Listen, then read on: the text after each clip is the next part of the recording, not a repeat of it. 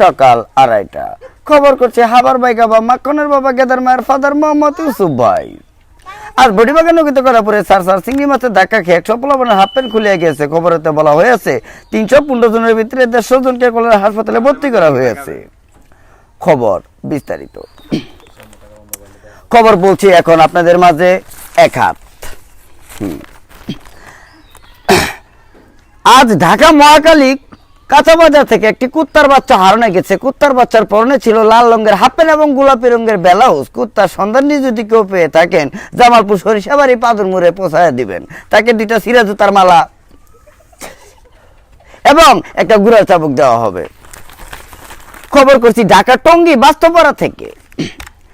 আজ টঙ্গী বাস্তবপাড়া থেকে মুরগা মুরগির মিছিল বাইরে হয়েছে। তারা বলেছে শিয়ালদেরকে যদি কন্ট্রোল না রাখিতে পারে অর্ধেক মুরগা মুরগি ডিম পাড়া বন্ধ করিয়া দিবে।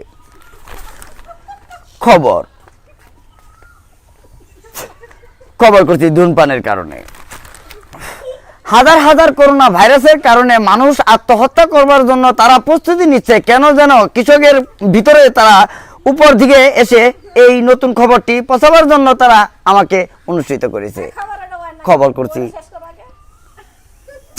খবর করছি ঢাকা টঙ্গী এয়ারপোর্ট বিমানবন্দর থেকে। আজ ঢাকা এয়ারপোর্ট বিমানবন্দর থেকে একটি প্লেন উঠে যাওয়ার সময় মশার সাথে ধাক্কা খেয়ে বিমানটি বাস্ট হয়ে যায়। মশাটির কোনো ক্ষতি হয় না। মশাটিকে ধরার জন্য 2000 বিটিআর এবং 3000 সেনাবাহিনী মোতায়েন করা হয়েছে।